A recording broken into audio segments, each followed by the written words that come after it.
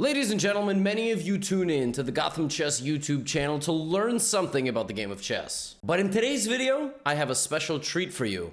Your humble host is going to be getting a chess lesson from none other than Grandmaster Daniel Naroditsky. Daniel and I are the same age, we're pretty good friends, and he has a Twitch and YouTube channel as well. A lot of his content is really excellent for intermediate and advanced players, and people oftentimes will say that they watch a combination of both of our channels as well as some others. So this video is the first half of our collab. We did a total of 7 training positions, and hopefully the second half will be uploaded on his YouTube channel sometime soon, and I will put a link in the description to that. Let me know if you enjoy this, let me know if you want more content like this in the future, and I'll see you in position number 1. Let's go. So I'm super excited about this too. I was thinking that we could start with like a warm-up study, okay, and then go from there to our main theme, which today is going to be converting winning positions. Yes. How does that sound? Sounds great. If I could do more of that, I would be a god. Unfortunately, I don't do a whole lot of that, so.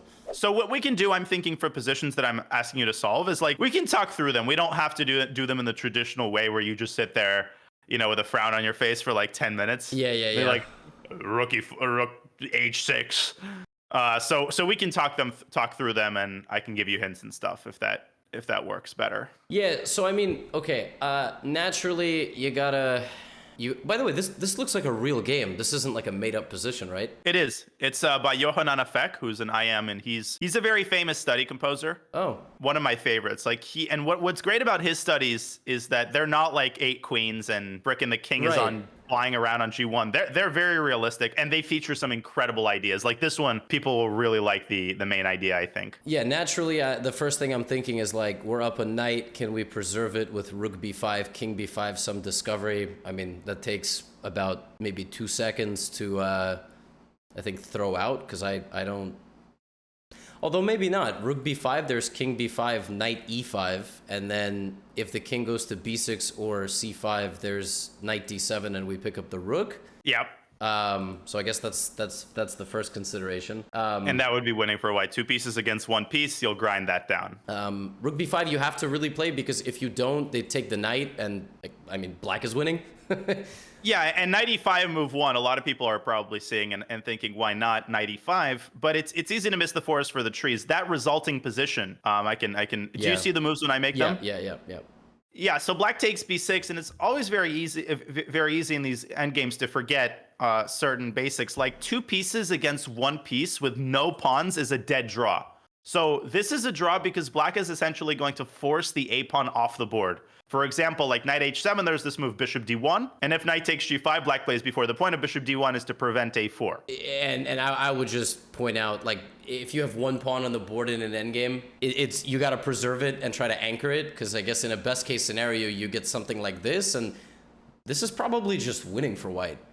I mean, is it not? That is if you know how to mate with knight and bishop. Yeah, okay, like, yeah, assuming that, yes, but there's with an asterisk. Yeah, so it is important to preserve the last pawn.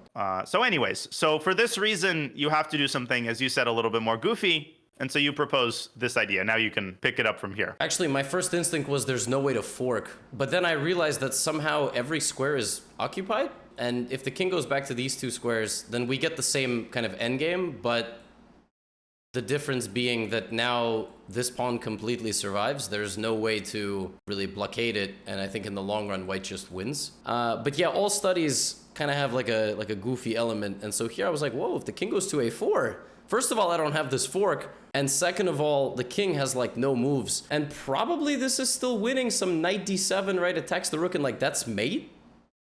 Yeah, 2 mate threats, b8 is covered, and knight d7 wins on the spot. Well, you can get the main line after knight d7 as well, but instead of king a4, you propose the more resilient defense. Yeah, which was giving up the only piece that can move, and then you get here, and now somehow knight d7, it's stalemate. Like, if this rook leaves, it's stalemate. With the existence of the bishop, you had legal moves. So knight d7, what is the actual move? For black, I guess it would be rook b8, because you have to... Yeah, it would be rook b8. you have to give a check, get taken, and then it would be stalemate. Otherwise, you just get mated. You can't cover both threats. So that's a critical position that you should start with. And generally, when I teach calculation, I always say you go back to the last moment at which you had a choice. What often happens is you reject when you spot a flaw in the line, you reject the entire line, you go back to the start. But that's the wrong approach. You should go back to the most recent moment at which you had a choice, which is not the start of the line, it's the very end of the line. Maybe the move isn't actually forced. So after rook b8 check, it's worth spending a little bit of time to figure out if there are alternatives to knight takes b8, which is stalemate. Yeah, I was just about to say that. So rook b8, I was like, oh, I can play like king a2. And then, you can't stop mate, but there's rook b2. Yes. Which it's over because you either take in its stalemate or you lose your bishop and then maybe lose that endgame, which would be tragic. So I'm thinking maybe you can walk your king up because there's no rook b4. So like rook b8, king c3, then you have to calculate rook c8. Or even rook d8 because you've relinquished your own defensive a3. Yeah, exactly. But since it's a study, you have to allow yourself to consider, out of the box options. And force yourself to stare at the position because you're sort of system one, which is there's system one and system two. Your system one is going to reject bizarre options immediately without allowing you to actually consider them. I missed. You got it. I'll tell you what I missed about the solution. So rook b8, my first instinct was like we can't block with the knight, right? Because bishop d1 is the only threat there. Like we need the knight. The knight is obviously the cornerstone of the position. So. Right. Rook b8, I rejected this move. I'll tell you what I miscalculated. I miscalculated that after king b5, the rook is still hanging. Oh, so, okay. That makes sense. Like rook b8, bishop b5, rook b5 check, king a2, and suddenly the king is blocked out, and wherever the rook goes, it surrenders a mate. Or stalemate. It surrenders stalemate. Right, because you have the pawn, but you also have the b5 score for the king in that position. So there's no way to even try to set up stalemate there. See, there you go. So that was actually technically a miscalculation on my part. Like I got the right idea, but I actually got something wrong. So it's bishop b5, rook b5, king a2. Is it over? I think it's over. Yeah. Black is in Zugzwang. Yeah. You can make the moves on the board. Thanks, Halvard, for the bits. Yeah, bishop b5 is. I in my mind I was like, oh, that doesn't work. I just totally spaced out on this move, and like in the course of a game you just can't do that. Like you just can't space out. And now this is pretty amazing. So there's like I don't know how these guys did this, how they did stuff like I have no idea how you designed this. How do you come up with this idea? Wherever the rook goes, there's a knight fork, and then the knight goes around and takes g5, and the rest is very easy. Wow, that's I love domination studies. Yeah, me too. Multiple ways that could be interpreted, but I mean, it's I like positions like this too, where like you play a quiet move and black has nothing except jumping off the cliff. So it's right. That's amazing. Bishop B5. Studies I think are very good to incorporate into your training routine. The opinion I think of chess coaches are divided on whether studies are effective. With my students, I always do a study to start the lesson. Like it's just a tradition. Every single lesson, study to start the lesson, just because it gets you into the right mindset, and it just helps so much, I think, with creativity and out of the box ideas. Yeah, I once found a book of like the 50 best checkmate in 2 studies, and they have absurd positions, and the first move is never check. It's always a move, and black has like 8 responses, and they all self-destruct in some way. I really enjoy those as well. This one also, because you like in my mind I was like, oh, it's like a stalemate idea, but there's always something beyond that. Bishop b5 is a crazy move. Like, I think, what would you say for an IM, like a good IM, like 2400, not 2334 or whatever my rating is. Like from that position, you sit down, you start a clock. How many minutes should it take me to find the whole solution? I would say 10 minutes or so. 15 minutes is a good time limit for study solving. I actually can open you up on a secret. When I was training full time, I don't remember a single position I solved in which I thought for longer than 15 minutes. I don't really believe in the whole Dvoretsky school of thought, which is like you give yourself position and 2 hours you stare at the board, and then you invite over Vladimir Kramnik, who lives next door, and you play out position. I mean, he literally was like, yeah, and then you find a friend who's like also a GM. That's not very practical nowadays. But 10, 15 minutes per position, I think, is more than enough to extract the juices out of it. So white to play, you can take your time. You can reason through the position if you want. Since we're playing it out, I won't like necessarily confirm anything that is right or wrong. I'll just sort of listen to how you think about it. Okay, so my first instinct is this.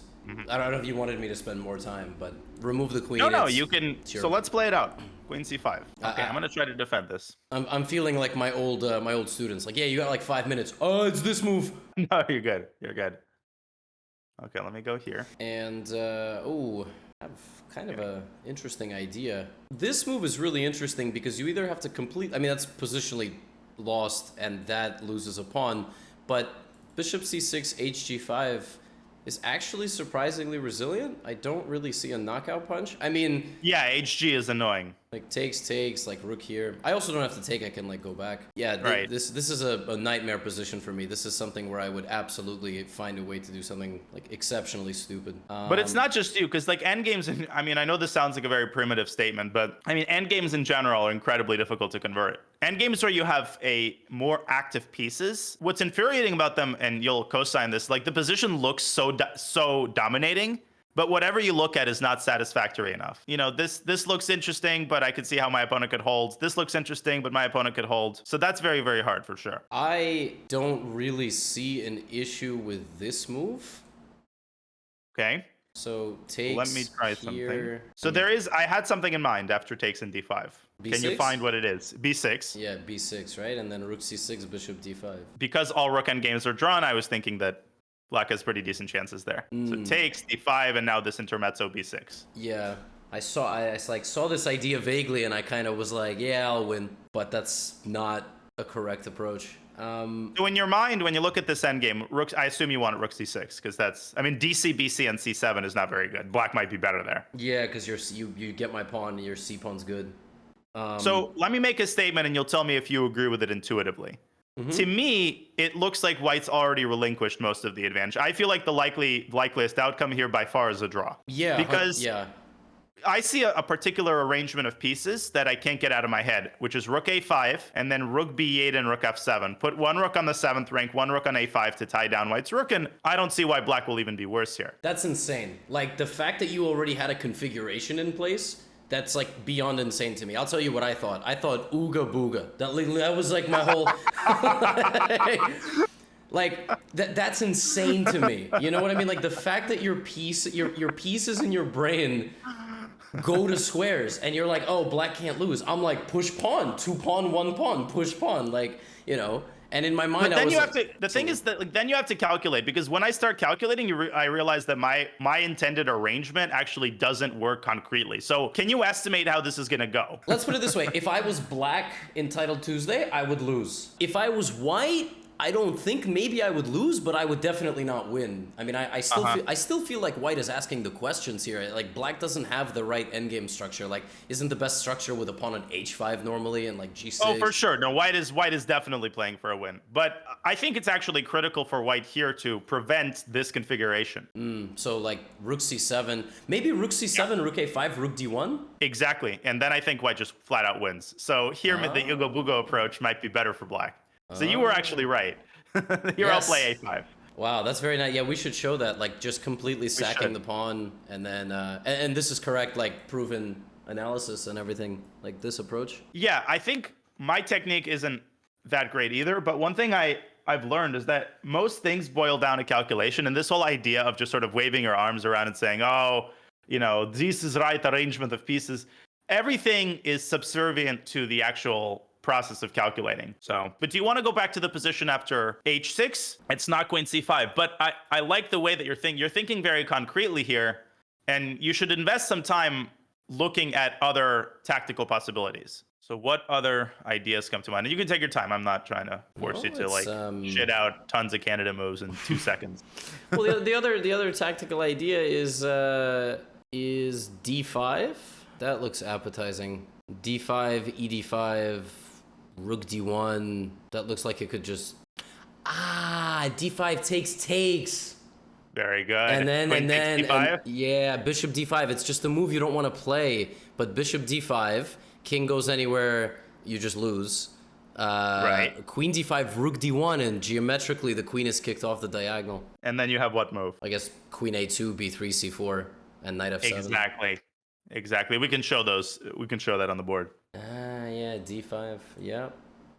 I went for like a fusion of a concrete and positional approach, but you just beat the crap out of them here. I mean, it's Queen d5. Yeah, rook d1, and that's it. You just can't guard your diagonal. And really, any queen move, I guess. But Yeah. Queen c4, for example. Okay, black has to play bishop e6 here, but here the win is quite straightforward already. Here it's just a matter of working out the concrete, process of elimination, that kind of stuff. yeah, I mean, this is actually one of the reasons I kind of was thinking queen is like here, so it just avoids all this nonsense. But I think it's completely fine. Knight In this case, it's fine, yeah. knight e6 and rook. Yeah, knight e6, rook d1, rook d1. Rook d1, then What's the simplest here? you could probably just go back to g5.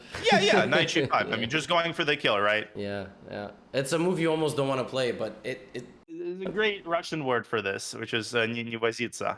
Say Yeah. не надо возиться.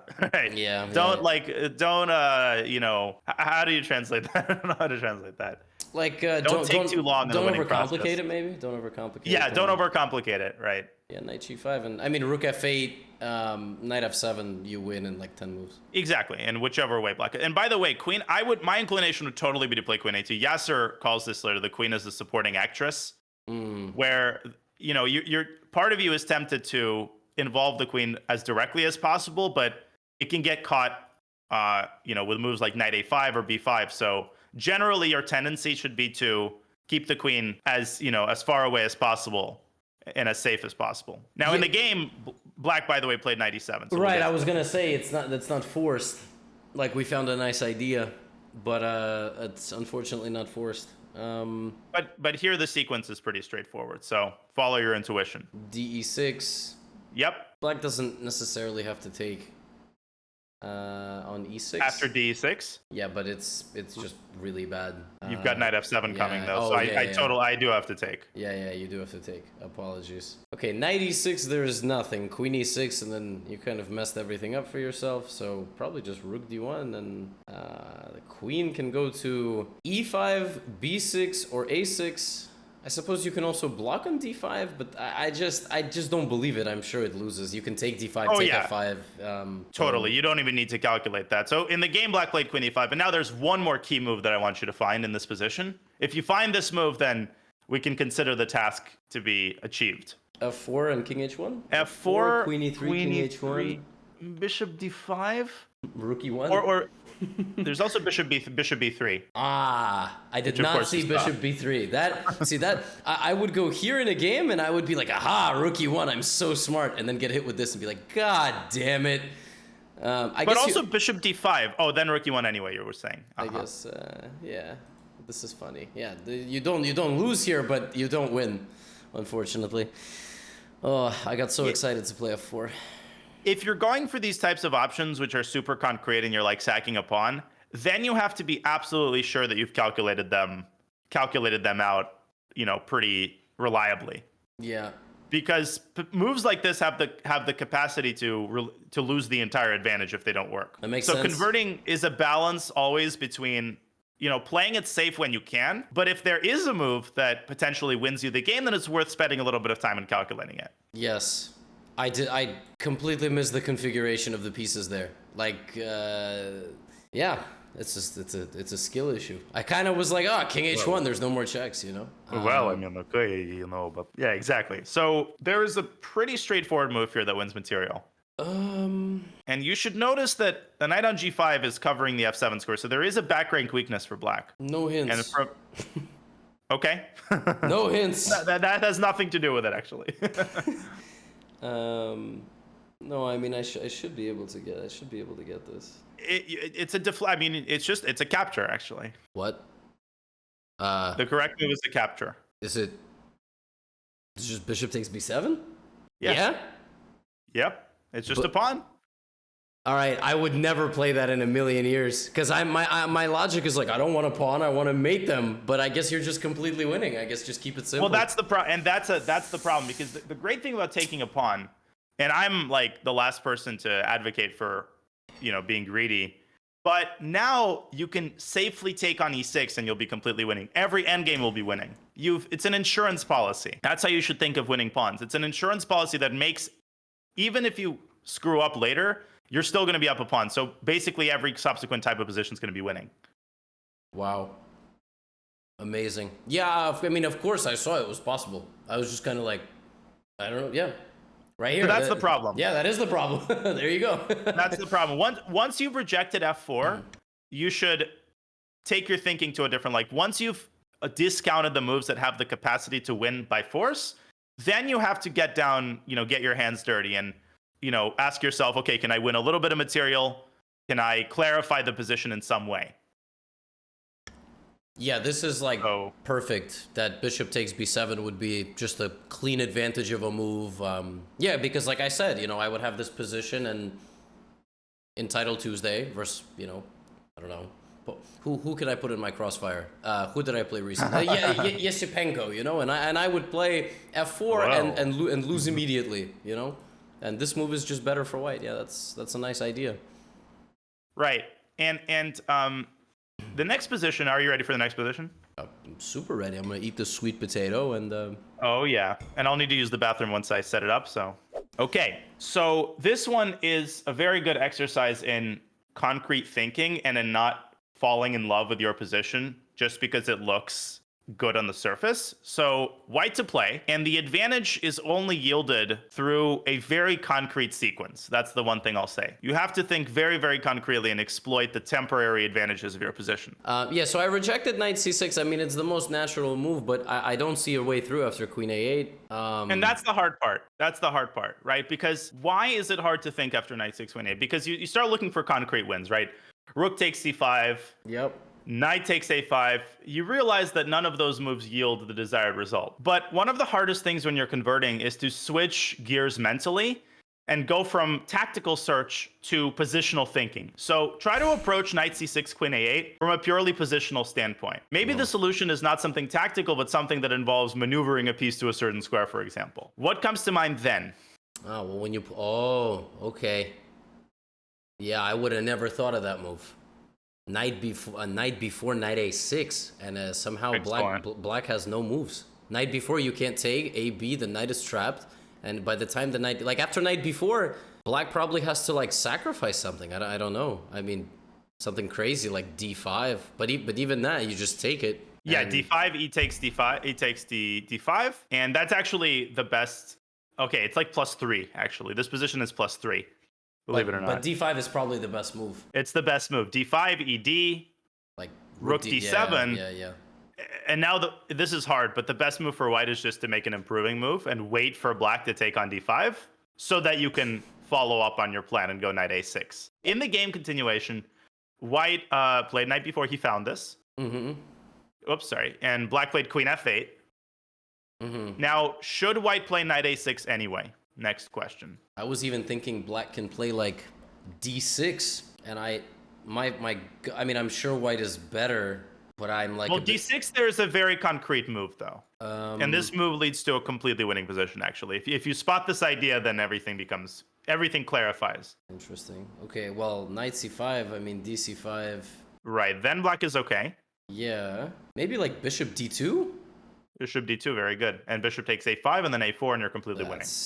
I mean, yeah, that's tough. Wow. In study mode, question, yeah, bishop a3. Yeah. Sorry, you're saying? No, I'm in study mode. I'm much more prone to think, and like in a classical game, bishop d2. But in blitz, never, because it's just full steam ahead. You just never like go back and remove the knight and get the pass pawn. Like, you have to kill, and you just can't do that. Like the best move is the best move. So I think one comment that people sometimes make about my streams and blitz games is that I spend a fair amount of time just sort of making observations about the position. Like I'll just randomly make these comments like, oh, So the knight on a5 is bad. I'll just sort of brainstorm general ideas once the structure clarifies. And that can really help me, especially in time pressure, find relatively deep ideas like bishop d2. So it's bad when you have this frame of mind that I'm like, okay, full steam ahead, or I'm in checkmate mode. I feel like that's a very limiting type of thinking, which often prevents you from finding a different type of move. Yeah, if that makes sense. It does make sense. I also have to say, after bishop a3, unfortunately I was looking at you, and I saw someone write the answer. So I'm not gonna pretend like I have to just close the. Your chat is involved in the lesson. My chat's writing goofy stuff, but like I saw Min and some good player, Rook c3, you know, and this idea. Yeah, we got Chess Brainiac. Yeah, man. I mean, we got a full house. Rook c3. I'm not gonna fake seeing the answer, but yeah, Rook c3. I guess it makes sense. Kind of a forcing move. Rook c3. What about like bishop b2?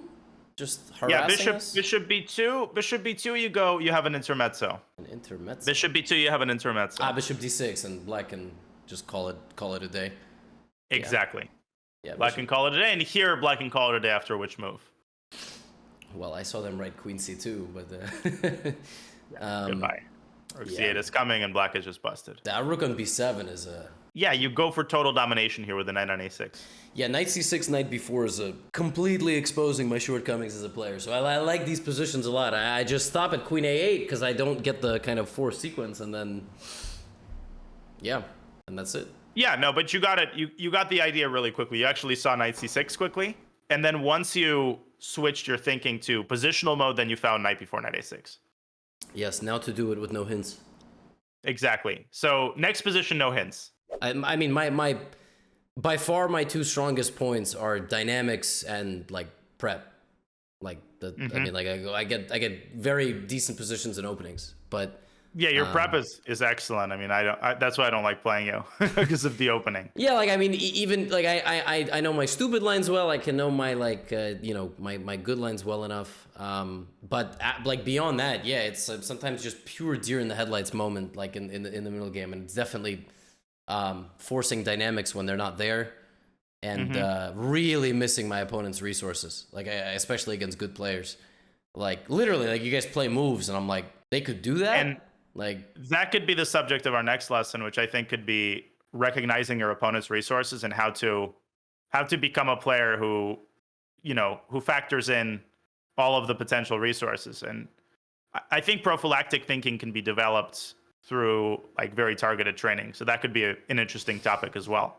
Yeah, I agree. It's tough because the truth is you like they say, you can't play boxing. You can't really play high level chess. Like you can't. I mean, you literally can play it, but I'm just saying in terms of, you can't just do one lesson every like 6 months and go, okay, well, I'm going to get better at this. Yeah, it's a ton of targeted training. I'm not doing a whole lot about it. So I can't be frustrated with my lack of performance. But yeah, this was a lot of fun. I mean, it's good to get curated subject matter from an esteemed coach who generally works with people who are half my age but the same rating. This was, I had a blast. So yeah, me too. I'm down to make this a more regular thing. I think the chat also, both chats had a good time. So yeah, I mean, we can turn this into definitely a more frequent thing. And I'm sure it's going to get you some good traction on YouTube. It's truthfully, it's probably a bit difficult for some beginners, but they like us anyway, so they'll watch and you know they'll get whatever they get out of this, and I think it'll be good. So